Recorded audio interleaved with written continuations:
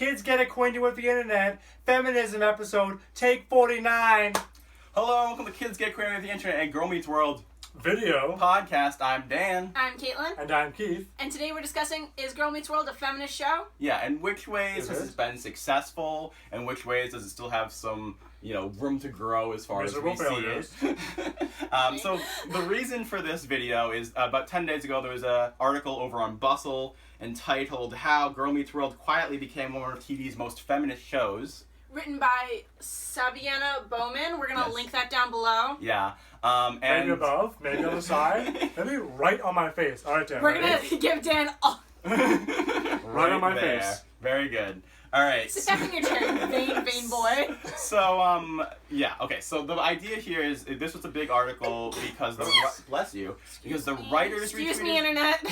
The writers retweeted it, and Rowan retweeted it, and in her tweet she was talking about how this is one of the only shows that, kid shows that ever actually use the word feminism. We didn't fact check that. I wonder if she did, who knows? We'll find it. No, we won't find out. You're not going to fact check anyone. Yeah. Alright, We're going to... Someone fact check us, but we won't do that. So, it's an interesting topic. We're going to read some quotes from the article. If you want to read the whole thing, go ahead. But we're basically, to give a general idea... You look like you're advertising the tablet. This is not a sponsor. The Amazon Fire tablet. Very nice. Not a sponsor. So yeah, if you want to know the basics of what the article is, it's basically saying Girl Meets World did a really good job of promoting female friendship. That the triangle was a triumphant feminist moment. Keeping the drama away from all about boys, all about boys. So, I mean, there are some things that I definitely think Girl Meets World is to be praised for, but I still think there's a lot of room to grow. That triangle. Here we are, season 3. That's in the past. Alright, so should I read the first quote? Okay. Okay. The first quote is, in what may be a television first, a love triangle was resolved without a single broken heart, and the non-romantic love story was valued above all else. I think they forgot about my heart. My heart? No. What? Oh, your heart. Your heart's valued above... Okay, very good. Alright, so let's talk about that little quote real quick. Okay. So, I mean, look, I want to... Well, I just want to say that my personal opinion on the triangle is that it's a huge mess. Well, my biggest thing is, okay, so say, giving them the benefit of the doubt for a second, I definitely think that there is something positive to be said about, like, they did a love triangle, but they didn't do the way it usually is. It really didn't devolve that much. That's one way to put Sure, it. this isn't something I've seen before. No, but it didn't devolve that much into... The girls fighting each other. They really were. Okay. They were always stepping back for each other. They were always saying, we don't want to ruin the friendship. And, yeah, ultimately, yes. I will say this, that I am glad that they didn't step back because neither of them thought they were good enough for Lucas. Mm-hmm. I like that wasn't the reason, because I feel like it could have gone down. Although, some of Maya's reasoning trended towards that, but now she never actually liked him. Where the lies begin and end. And it was always because Riley was always the perfect choice anyways, because she was just checking in, because she's insane. The psychosis aspect makes everything so hard to talk about. The ultimate thing here is, even if they really wanted to do a message of the girls would never fight over a boy, the girls... put each other first before all else. You know what the actual way to handle that is? Don't have them going after the same boy? Yeah, never have a love triangle arc at all. In Texas... didn't, Dan. It's not a love triangle.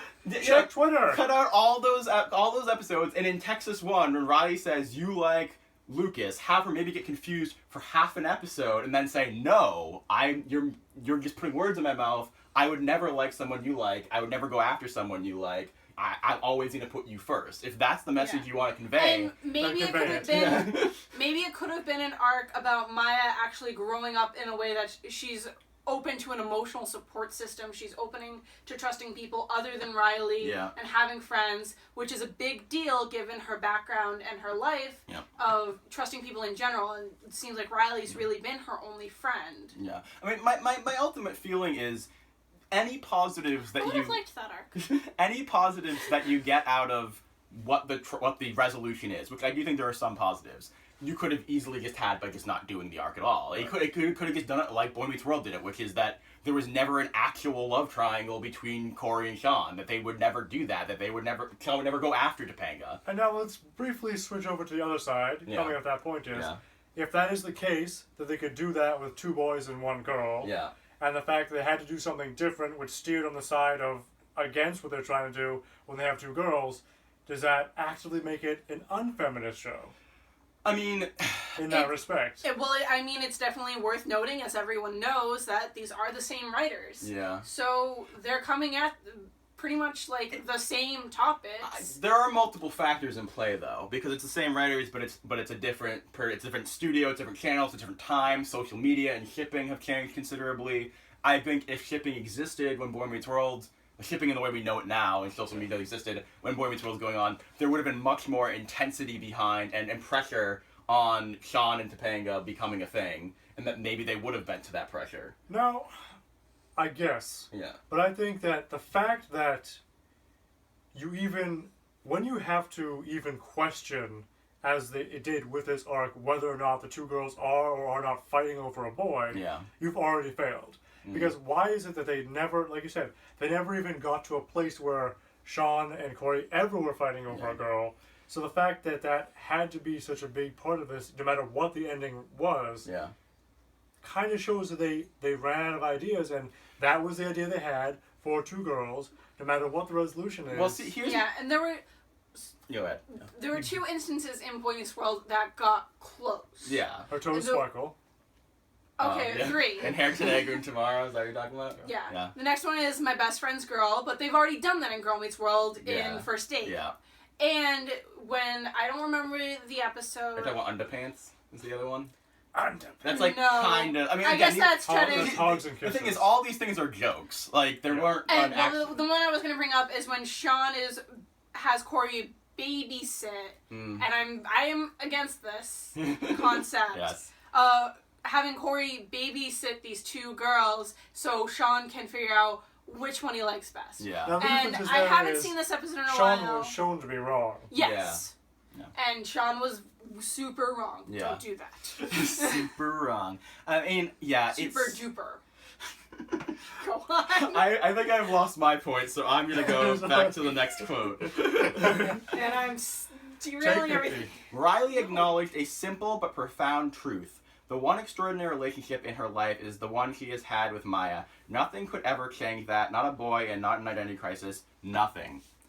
Now, I mean, that was a nice moment. Yes. I'm not saying it wasn't. Like, I think that's important that they are saying that this is more important. I think that they were trying to sort of mirror almost the scene after, I think it's called Boy Meets Girl in Boy Meets World, where after Sean and Corey both had like their first dates, quote unquote, and at the end of the episode they're like, but we'll stick through it throughout everything, kind of thing. Right. I mean, I might be making it strict there, but that kind of reminded me of that. Or after the wedding, or during the wedding. That's a little different though. That's on a number of... Yeah, I don't know. Still, psychosis does play a part. Yes, always psychosis. Anyways, You were going to say something. That's what she was going to do. I was going to say something. Okay. Go to Dan. I don't know. I don't even know. Who knows? I'm going to read the next quote. The show is mine! The show has tackled bullying, insecurities, the way girls can be pushed aside in STEM subjects, and being a young woman on the autism spectrum. So, these are bullying. Things... I don't really know how that specifically ties into feminism. It's not. I mean, it was a good thing that they did it. I think they're just giving accolades in general. Yeah. So obviously the Billy episode, and I'm trying to think. Riley Town, I think, is the thing they're talking about. Right. Yeah. And did Missy bully Riley? Not. I mean, a little bit. You're talking about Sneak Attack, right? Yeah. No, not really. Yeah. I mean, here's the thing. So yes, it tackled a lot of these things, but just tackling them, just trying something, as almost all family sitcoms tackle bullying, I gotta be honest. Yeah. Does that mean they did it well? I think they did it pretty well. As far as cyberbullying goes, I think Riley Town was solid enough.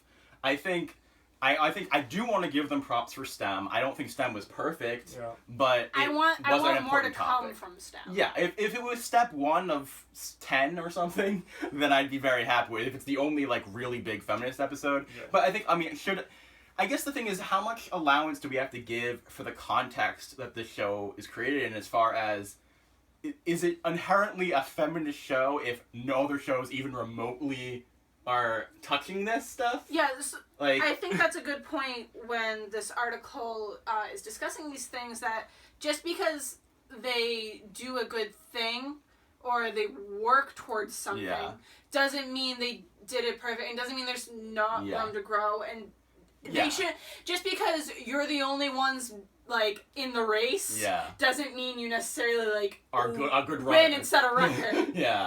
Right. I mean, like, if everyone else is bad, that doesn't make you good. Yes. Yeah. I mean, it makes you a step in the right direction, maybe. Yes. Which I think you can say that. You're like, you know what? I think if the article, in my opinion, was framed as Girl Meets World, step in the right direction. Yeah. They're just saying like it starts the conversation or something. You know? Yeah. Like I feel like that makes sense. I definitely feel like the article was very hyperbolic and over praising. Mm-hmm. Not to say that Girl Meets World isn't a good show, and I'm not saying like, I'm not happy it exists or anything like that.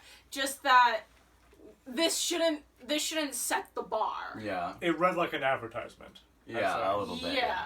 And it was like a pitch to be like, if you're a feminist, you should watch the show. And I feel like if I read that and I heard that statement and then watched the show, I would be like, really? This is the thing that you're pitching me as like the most feminist thing on TV? I mean, like, it's not like it's bad, but it's definitely I've definitely seen better.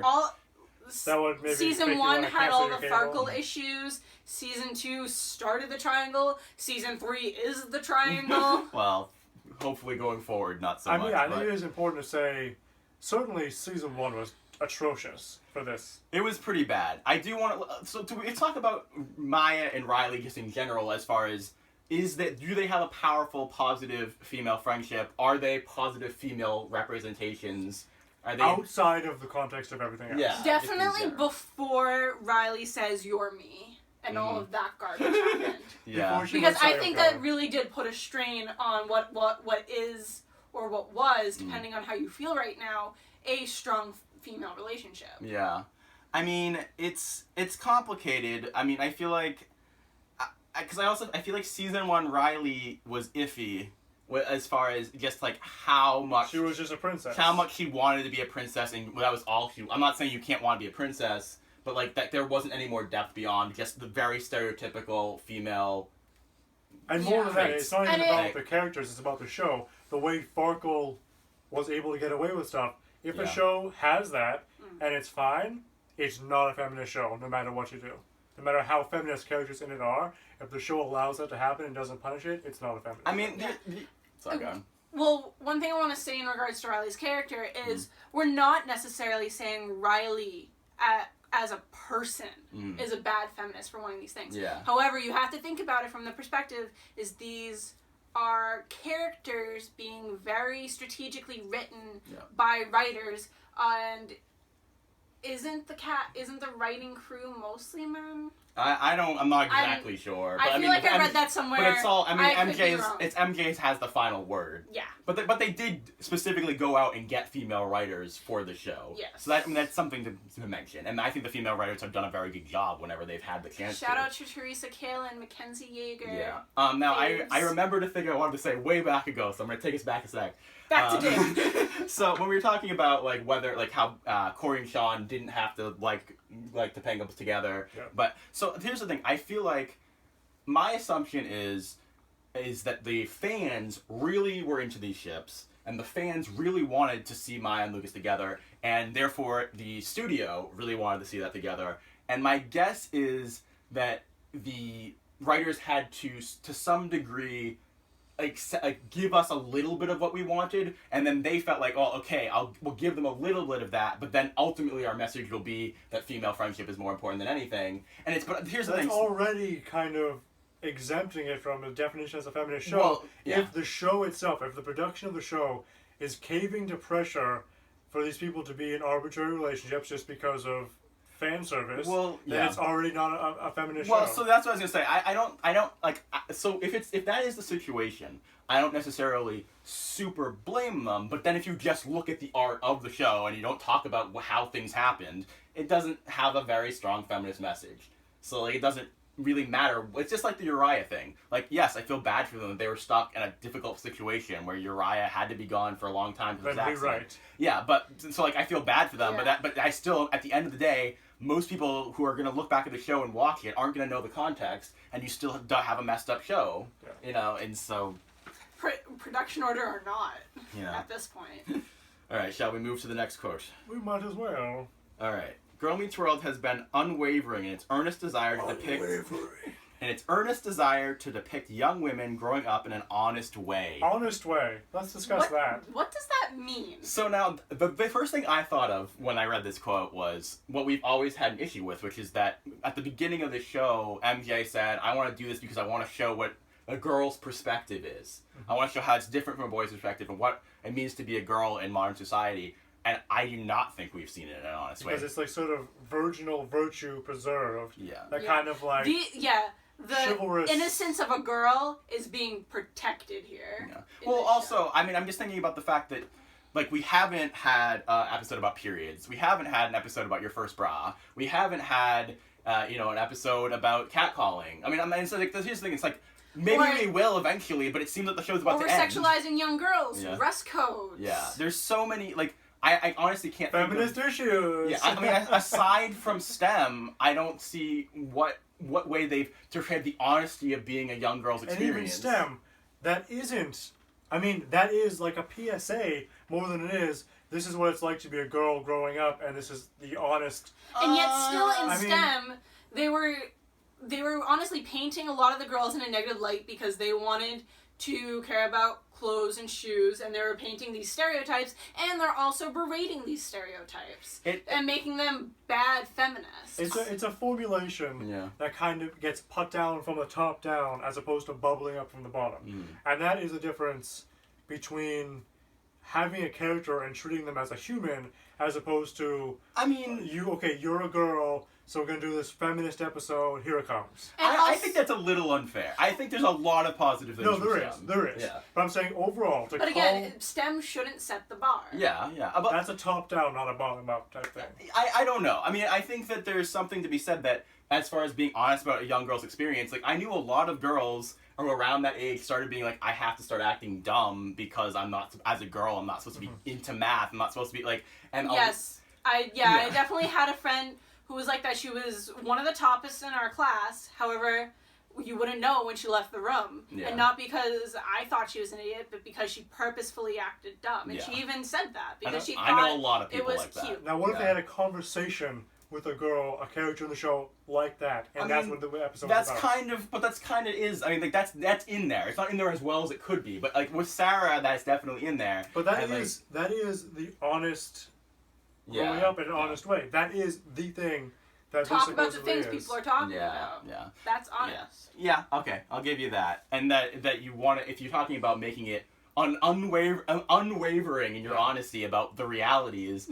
and then you're having them, try to make Yogi into cheesy man. Like, I don't know. I mean, I'm not saying you can't have comedy, but like... Well, also, Yogi's pretty great. Yeah. It's because we're talking about STEM. Yeah. In that episode, other than Riley, they weren't... They were very much simplifying their female characters. Like, these girls like shoes. This girl, is a feminist warrior. Yeah. They're a cartoon character.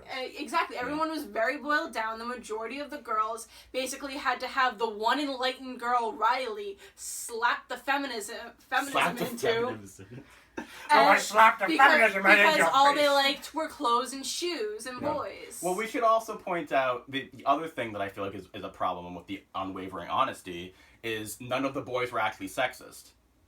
Right. Like, some of the boys were like... The women were punishing themselves. Yeah, like, they didn't really understand the issue, but, like the girls didn't want to do the work, and they're like, yeah, I'll just do it. And Farkle, yes, Farkle was being pushy, but that was because he's Farkle and he would have done that with Lucas too. Yeah, if anything, maybe some people might take away, okay, girls are lazy, as the lesson of that episode. I mean, honestly, that's your unwavering commitment. I do think it's worth pointing out, though, that sexism is definitely ingrained in our society. Yeah. Right.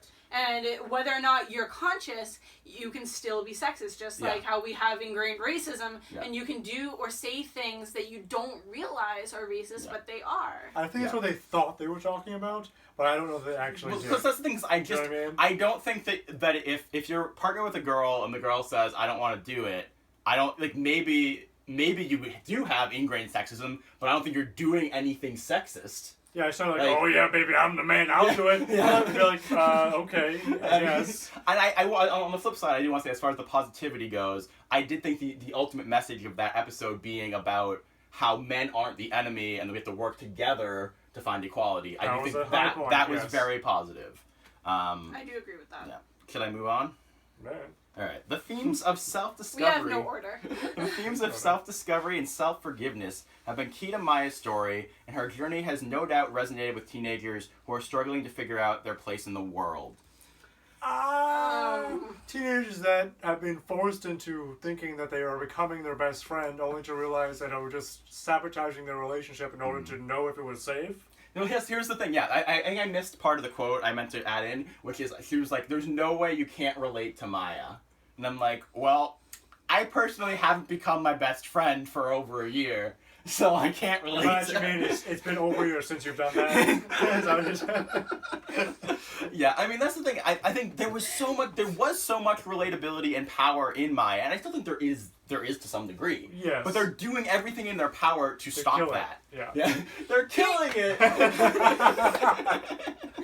That's gonna be our outro. So, if they did this differently, then maybe. Yeah. There are so many different things they could have done. It's the idea versus the costume of the idea. Yeah, I mean, that's the thing. As I think that even if Maya was confused and then realized, you know what, I was just confused, I no longer have feelings, I prefer Josh, that would be more relatable. Of just like people after a few episodes. Yeah, people are young. People change their minds about who they're into. Yeah, teenagers are fickle. Yeah, and that I could relate to. Like, is she in the right? You hear that, teenagers? Fickle. All of you. Especially you. Should we make our YouTube channel Keith and Dan Point at Things? Yeah. Yes. But stop. Caitlin. What were you gonna say? Caitlin. I'm out. No, let me think for a sec. Oh my gosh. All right. It'd be great if we did like once a week release like a short video on Instagram of that. Nice. Come on, think, man, think. I'm sorry. Okay, I remember now. So Maya becoming Riley. Basically, if it hadn't been the weird psychotic idea of I did this to protect you, and maybe it was to protect you. And, thank me in the end. And it was the still not great, but more relatable. I like Lucas. What does Lucas like? Yeah. Which is what it was in the beginning, and then they realized they were writing themselves into a hole, and then they wrote themselves into a bigger one. I mean, the weirdest thing is, I feel like the way, this is going to sound bad, but that's just what it is, the way that they made themselves seem more feminist is by objectifying Lucas. Honestly, by making him into a prop, they've taken his voice and action away. Therefore, what little voice and action the girls had seemed more than what the boys get, and therefore becomes feminist. I mean, that's a problem. It was certainly subversive. I will say that. Subversive is a much better way to put it other than feminist. Yeah, because feminist is about equality for all, not about shoving the other guy in the opposite direction. You know, the guys. At its best, certainly. Yeah. It's not the 90s feminism that Topanga envisioned, where we all wear togas and put men underground for labor and only bring them up for breeding. Yeah. But that's a very good point about Lucas. That, it was... It certainly felt fresh to me to be like, this is a love triangle and the guy doesn't matter. He has no choice in it. But that's frustrating because especially when you're watching this back and forth, it's like, wow, this would all be solved 18 episodes ago if Lucas would just say Open at your least stupid one cowboy word. mouth. Open your stupid cowboy mouth, you Western hero. He's so insecure for Western hero. Alright, should I read the next one? Do it! Do it, because now my chest is starting to hurt and I'm angry. I'm getting red. It's almost 100 degrees, by the way. No, it's not. That's Then there is 75 degrees. Topanga. A feminist character who was an inspiration to anyone who watched Boy Meets World. Yes, that's true. She has lost nothing in her transition into a working mother. That's not true. If anything, Topanga's wisdom, sense of justice, and strength has only grown. No. No, and here's why. So, Boy Meets World, Topanga, yes. Yes on the feminism spectrum, I guess. Especially... Yes on the feminism spectrum. is what I'm... Now, I am going to say that the feminism depicted in Boy Meets World is flawed. 90s third wave feminism has its flaws. We have grown from there, and we understand it, and now we're working towards something more equal as far as gender, and equal as far as intersectional feminism. Now, 90s feminism was a lot more boiled down to more white feminism. To be clear, though, it's not so much that it was always a serious let's put the men for breeding. Yeah. I know. It's was used for humor and seriousness at different points in time. Yes, but it was a lot more working towards putting women in the power position over men versus working with But I men. still think, even if that's true, I still think the episode where Topanga is so much better than Corey at making money is still a positive feminist episode. It's not saying that men have to be terrible or that women are always better. It's just like Corey is terrible. Yeah, I agree with you. And I think that Boy Meets World is, on many occasions, a more feminist show. Now, let's talk about Topanga in Girl Meets World. Wow, thank you, Barbie mom, who is a stay-at-home mom who never goes to work, who always only in stories does she go to work. Must always look perfect. Must always be with the kids. To be fair, almost everybody in the show has to always look perfect. They have gotten better. Yeah, but they've also gotten better with Topanga. Yeah. So that's all I'm throwing in. Much less with Topanga, and we have seen Corey getting Sabrina. ready for work. Yeah. We have seen Riley look really disheveled, and Maya too. Rough. We have not seen Topanga look like she just got out of bed. Yeah, here's the thing. Or look like she just came back from work. Or look like, obviously they're actors, they're on TV, so you're never actually going to get this, but look like she's not wearing makeup. Yeah. Well, here's the thing. So I don't want to completely dismiss, because they clearly, on the surface, I think they thought they were being feminist. Yep. They were letting her have the high, she's making more money. She's a lawyer. Yeah, she's making more money. And a bakery owner. Yeah. And a mom. Yeah, well, here's the thing. They're giving the version of feminism, which is girls can have it all. They can be a perfect mom. They can be a lawyer. But they're not showing the reality. They're talking about the honesty. Yeah. They're not showing the reality of how difficult that is. And show don't tell. Yeah. That's the main thing. Honestly, because I think what they created for her character is fine. It's just show her more at work. Show her struggling more. I do want to throw out... Show her as a character. Yeah. Not even just struggling, but show her being a lawyer. Yeah. I do want to throw out that they... Show her doing her real job. Yeah, on the positive ends, though, because there is positive stuff. I mean, like, I think Girl Meets Forgotten, they did show a little bit of her struggling. They showed... Still at home. Yeah, but still being a mom. In the context of being a mom. But that's still a positive thing. I still think that's because part of it was that she was working so much. I mean, yes, I do want to say a disclaimer for myself. There's nothing wrong with being a stay-at-home mom. There's nothing wrong with focusing on children or even juggling those things and putting your children first when you also have a job. None of those things are bad. However, I think that the way that they're depicting things on the show has a lot of room to grow. I think it all comes down to this.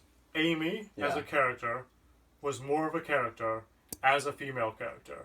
Topanga is more of a prop as a female character. Well, she's I feel like she's kind of a feminist prop. Right. You know what I'm saying? Exactly. Because on paper, Topanga is a much better character for feminism than Amy. If she was a character. Yeah. If she had more character to her in Girl Meets World. Yeah. In Boy Meets World, different story. Other side of the coin. But talking about the moms of Girl Meets World and Boy Meets World, who is a better feminist character? I'm going to say Amy because she had more humanism to her. I mean... And the way that she talked with Alan, they had a very equal partnership, I think, because Amy did have jobs. She just had a lot of jobs. Yeah, but I mean, you can make the exact same argument, even more so that you didn't even know what her job was for half the show. Yeah, that he was never at work. But that was more. But it was awesome. believable in the sense of a mom that had a lot of minimum wage jobs and things like that. I mean, she was a realtor, wasn't she? It was a couple different things. Yeah. I think it was more of she had an art studio. These aren't minimum wage jobs. Like, no. But, she has art studio. No, she had like a art gallery. It was something. There was a couple. I think it's more like they just forgot what it was and made it something similar. Yeah. But I just think that the fact that we have seen her getting ready, coming back. I'm sorry. So hot. I hate summer. Yeah. I just had more natural humanism. I want to say again, I'm trying to even us out a little bit and say there are positive things such as Topanga is definitely portrayed as a powerful character, a smart character. She's more intelligent than Corey. She's more frightening than Corey. Like, and that would be something like generally. But isn't that just a caricature of a TV mom and the doofus dad? I mean, to some degree, yes. But couldn't you also say that about Alan and Amy to a degree too? Yes, but I think less so. Yeah, maybe. But I think, but the intelligence thing. Honestly, I can take Alan way more seriously than I can take Corey. Yeah, that's because Corey is Corey.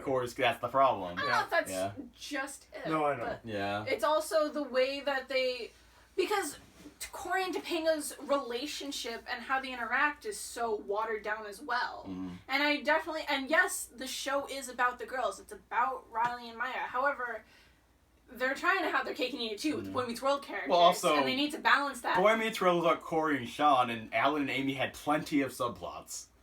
And if they want to show this being, with Corey and Topanga, feminism in the true aspect of like they're being shown equally and this is a partnership, which is what the relationship should be, they need to show them talking about things that shows that they're working together and not just like Topanga is the amazing superhero who runs the show and Corey's the doofus that sometimes goes to school. I do think it's that they have dumbed down Corey. Like, yes, he is funny and yes, he feels more like Corey, but it feels very rare that he feels human, and that plays into the stereotype, which I usually call the slacker and the shrew, which is the guy is an immature idiot, and the woman is painted as a bitch who is mad at him and is smarter than him and has to do all the work.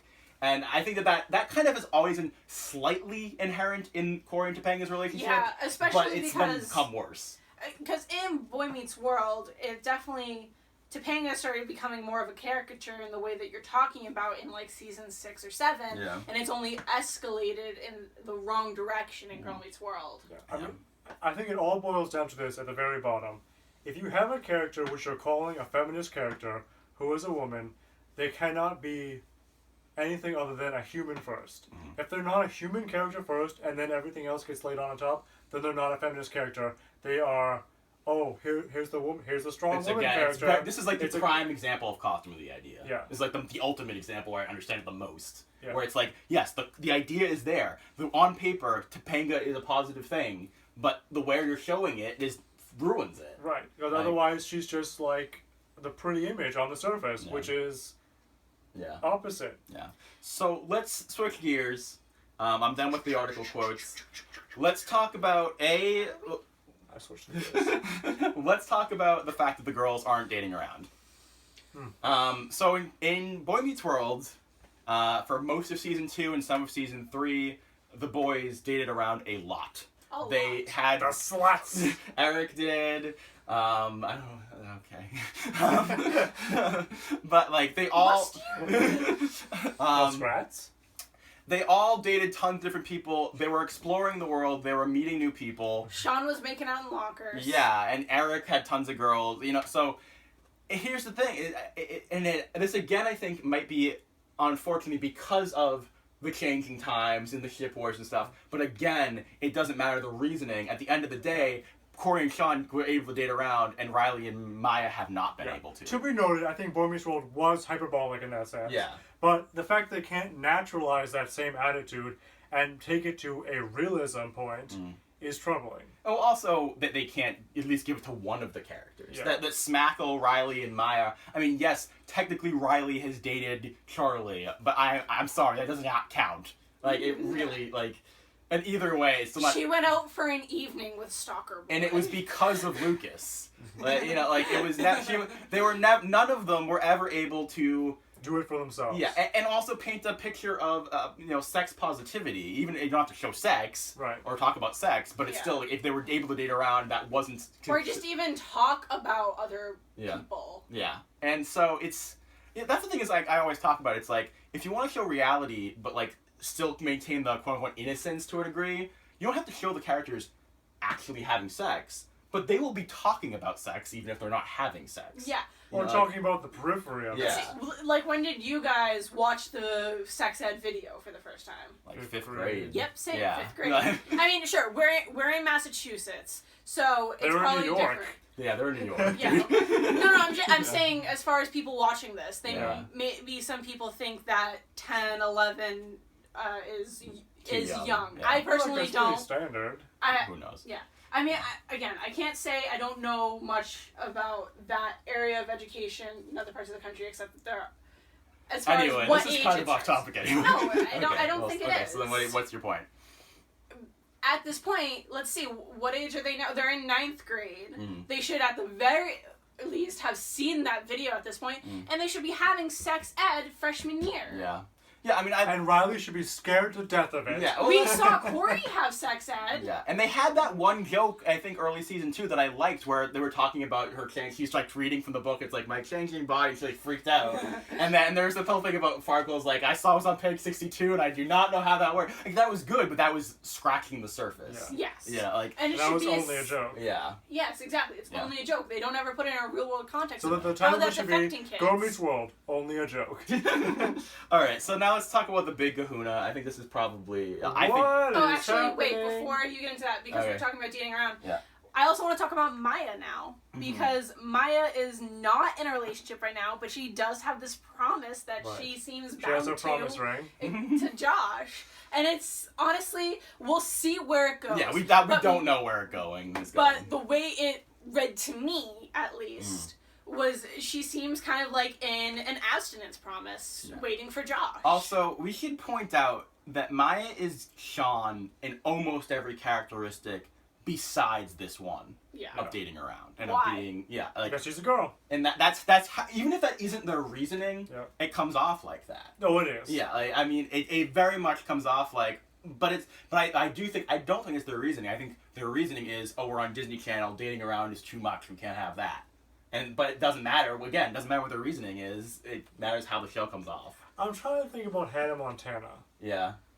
Why? Let's think about it, guys. I'm trying to think was there dating around on Hannah Montana? Probably. I didn't see Hannah Montana. There weren't very rigidly defined ships to begin with. I don't think they had that many. Wait, did both of you see it and not me? I mean, I haven't seen a lot. I've seen like episodes. I haven't seen like a significant amount of it. Okay. I don't know anything really about it. I'm trying to rack my like, brain. Yeah.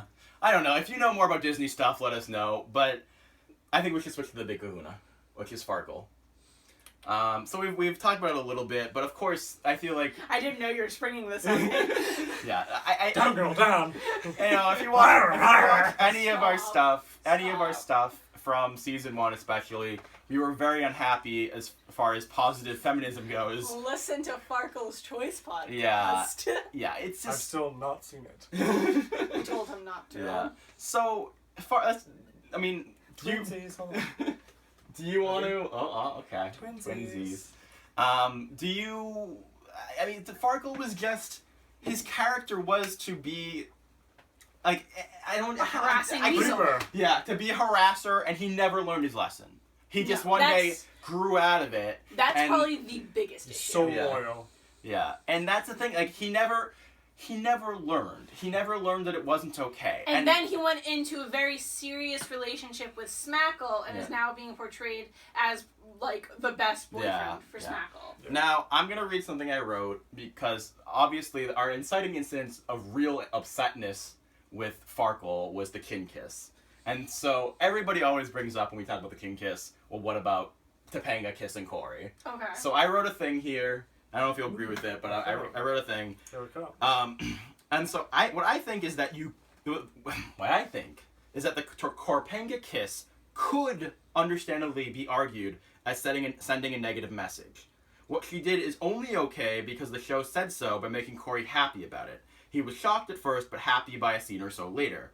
In real life, the person might not be, but in the show, Topanga herself did not need to learn a lesson because she was smart and knew he liked her, and she went for it.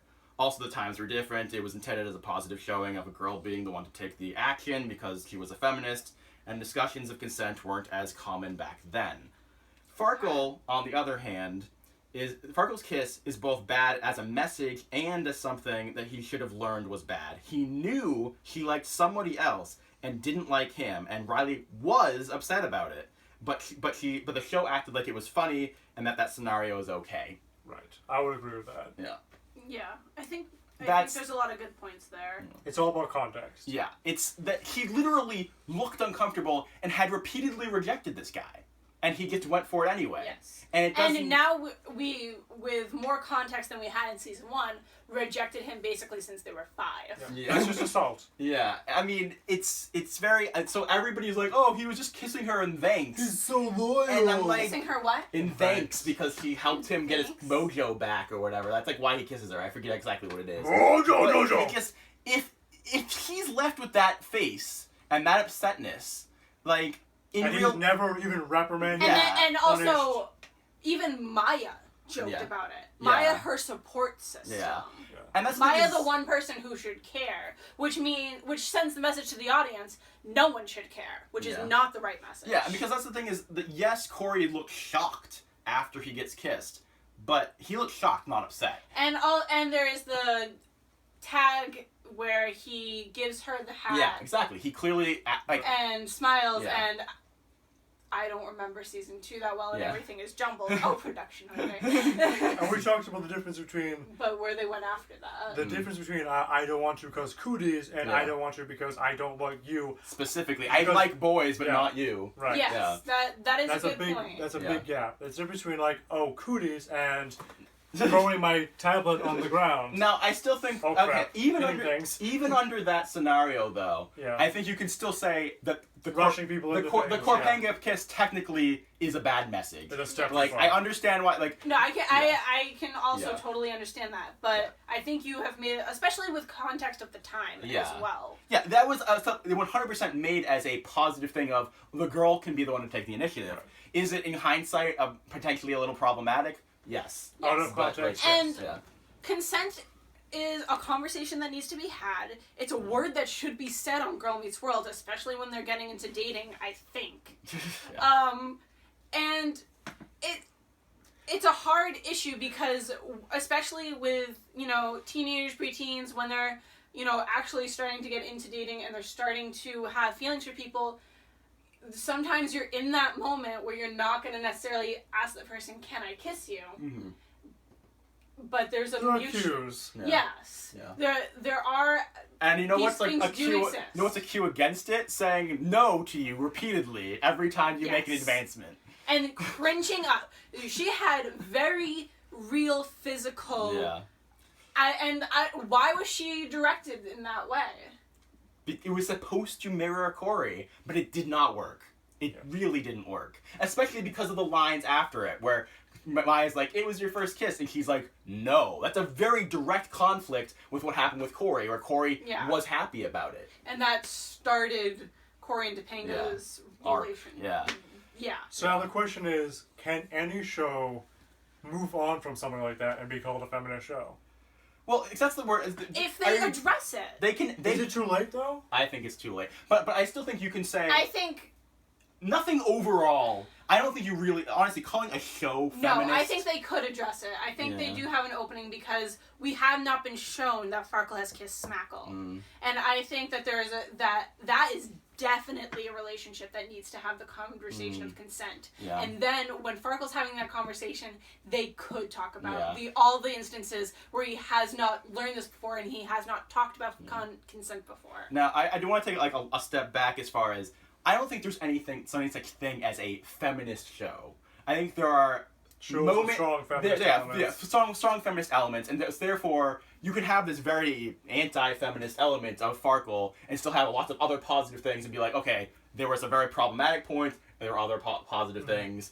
overall, I wouldn't call the show feminist. Right. But STEM is still positive despite Farkle. So it's complicated. And it is weird because, again, it's a show. They're not real people, but let's put it in the context of a person and say they're like myself. Even now, I don't think I'm a perfect feminist. There are definitely things that I don't necessarily know what they are, but everyone always has rooms to grow. Everyone always has a misunderstanding that they look back on. Yeah. Like, and me, in middle school, high school, even my early college years, I've definitely grown in that respect. Yeah. So I think the show, equating it as to the real people who are writing it, the people could probably learn. Yeah. So I don't want to put in a rigid, because saying that I'm not a feminist because I said anti-feminist things. When you were younger. When I was younger.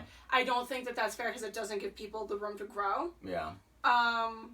It's interesting. So it's hard putting that label on a show because a show is a very different creature than a human being. Look at Game of Thrones, where people were very unhappy with how Sansa was handled last season and are very happy with how Sansa was handled this season. That's a very complicated thing, but I don't know. Don't spoil it. Yeah, but I'm just saying. I think that's what you're reminding me of here. Yeah. Okay. I still don't think it necessarily makes up for it. Big conversation. Yeah. Totally see the parallel. Yeah. Tune in next week for the Game of Thrones video podcast.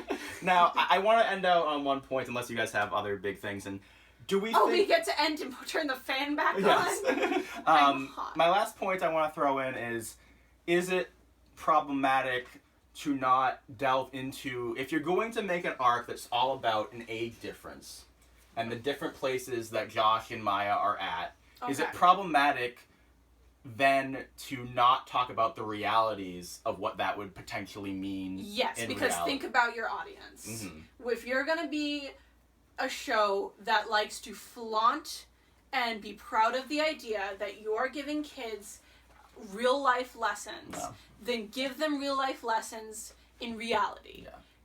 Because that is a very important aspect of that particular relationship. And because they keep talking about it, and yet that's going to give a young person watching the show a skewed mentality of getting into a relationship like that and not understanding the full context of it potentially. And that's the thing. Okay, so here's the way I feel is Josh can still be a stand-up guy who is the exception, who wouldn't try to push a girl younger than him or anything like that. Yeah. But if you're not even going to bring up the concept of maybe Corey being uncomfortable with it, or Riley being nervous, being like, I don't know that you're ready for this, Maya, or something, something like that, as far as just it feels. Because yes, I don't know that they're having a super negative message because they're not actually dating. They're saying we're too young to actually be dating. So that overall, I feel like that is helpful. But if you're gonna have an arc all about this age gap and you're never going to talk about the realities of the age gap in any way, then I think that's especially because, like I mentioned earlier, we haven't gotten a real context. We got the joke. We haven't gotten the real context of them having a sex ed class. Yeah. And so. And the age that are having sex now is younger than it was in the 90s. Teen pregnancy is younger than it was in the 90s, and yet they think that this is a topic they can't talk about more. And it's been proven that when you don't talk about it, it gets worse. Yeah. And this is the billionth time I've said it, but that's probably Disney's fault, but it doesn't matter if you're going to talk about is Girl Meets World a feminist show. And that's a part of it. And not even just a feminist show, but are we a show that teaches kids real world lessons? Yeah. Not exactly. Sometimes. That's the answer, in my opinion. Sometimes, but very often they're watered down and they're family friendly. So if in all a 50s kind of way. All the hashtag feminist lessons are superficial-ish, right? And we have superficial-ish. I'm not going to say all of them. Okay, so let's say a great deal of the things that have been celebrated are less than organic and less than complete. Yeah. And we have it bracketed with the beginning of the Farkle chin kiss. Yeah. And now we have Maya about to be maybe a lonely maid and waiting for a man to come home. Honestly, I still don't think that's going to happen. If this happens, does the show become decidedly anti-feminist? again, I don't think a full show can be labeled as such. I think if it ends in season 3 and that's where Maya's character goes and Riley stays in a long-term relationship and they don't address a lot of these topics, then yeah. I understand where you're coming from. I still think... Especially if it ends this season. I still think we're underplaying the significance of the female friendship, though. That doesn't, like, make how much of that is just having good actresses, good talent? How much of that is just the good talent? I mean, they've written their interactions quite well. No, I know. I mean, the bay window scenes are very well written, for the most part. So, like, I think, like, you know, in that article they say this is, like, one of the best female friendships on all of small screen or whatever. When they're on the bay window. Well, kind of a side note, but I feel like recently they've been really harping on Riley in particular, saying that Maya's her sister. Well, because they already played up the brother thing, now they're going to... Well, we know where that went. So, yeah, I don't know. Can you imagine if that's why they did that? Oh my god, I'd be so happy. No, it's still psychotic, though. Yeah. But I think I'd probably still be happy. Yeah. I don't know. I still think there's positive things, there's negative things. I just think... They're just things. But I don't think I would... I wouldn't feel comfortable heralding this as a second coming of feminism power to kids everywhere. Yeah, especially, again, if it ends... What? You know what I mean. No. Anyway, yes. That really... He's stunned by my linguistic talent. I'm stunned. Something like that. You know what I mean? That's how they put it on this massive pedestal in this article. I think, honestly, it's a show that had lofty goals, and it succeeded in some ways. And they came to the halfway point. Now, and here is my final takeaway is, do people think that Girl Meets World is a feminist show, or a show with strong feminist aspects, solely or predominantly because Rowan is so active and she's in it? I think that helps. I feel like that super just colors the issues. I feel like anytime they tried something and didn't quite get it there, the fact that Rowan's in it and they know Rowan makes them feel like, oh, this has to be good. This has to be good, because Rowan's in it and she's good. And I just think, unfortunately, it hasn't been the case. I think Rowan is great with these issues, and I just think that... Yeah. In the context of Rowan, I love Rowan. I definitely champion her being a voice for and a role model for young girls. Yes, for just the younger generation in general, learning about these issues, about all of our world issues. She's very enlightened about what's going on in the world, and I'm glad she's in this show. Yeah. I'm very glad that I found her, as an actress, as an activist through Girl Meets World. Yeah. And I think you're right, that because Rowan exists, it kind of clouds the context of Girl Meets World. Yeah. Because take away Rowan as a person, and she's just Riley, you've got to think of it in that context, because Rowan probably does have... clouds the issue. Yeah, Rowan probably does have some influence on the writing of the show, but I don't think she has enough. Yeah. Not until next season. Well, the other thing is... But I'm going to win the bet. Especially specifically in regards to these issues. Yeah. Well, the thing is, I were Rowan, I could understand why Rowan would be proud of Ski Log 2 on an island by itself. The general takeaway of Ski Log 2 is that female friendships are the most important thing. Sure. But the context of the whole long arc, and that it took that long to understand this... And especially, like, if this whole arc that ended with that message was just Ski Lodge 1 and 2, like, it started in Ski Lodge 1 and ended in Ski Lodge 2, then I'd say, okay, you did something pretty positive here. Still weird. 20 years with baggage. Yeah, it's... I want to know if, obviously, yes, I'm sure Rowan is proud of elements of the show, but I want to know if she's pissed overall, as I feel like she would be pissed overall about the status of that in the show. I really don't know. I really don't know. Specifically in regards to the arc. I mean, I think part of it... When you're close to it, though, I think that it might be harder to see the the issues. When you love MJ because you know him personally, when you love everyone in the crew that you're working with. I'm also curious about Danielle Fishels. I know she is pissed. You can tell. Well, specifically because she talked about how her first kiss was on Boy Meets World, and she didn't want that for this show. And that was actually some. Obviously, that's not her decision. Yeah. I would hope it was Rowan's, and she wasn't pressured. I don't know though, because that's tough. Because if you're gonna be an actor, right? Yeah, I know. Like it would be ridiculous if she didn't have her first kiss by the time she was in like 9th or 10th grade. You know, like it's I don't know. It's hard, but I would hope that there was a discussion. Yeah. Since it. How can we make this as comfortable for you as possible? Yeah, exactly. That should be a discussion whenever something like this happens. That reminds me that they also mirrored the Topanga thing with Riley kissing Lucas. In the first kid. I don't know, but is that a feminist moment? That there was some time. I mean, Maya seemed feminist in that episode and was pushing Riley to be like, you can ask him out. Yeah, it's true. It's not the 90s. Yeah. Except the 90s, they actually did things. Back in here in the 7th grade. Oh, God, that. Do we want to talk about that? No, I think we're done.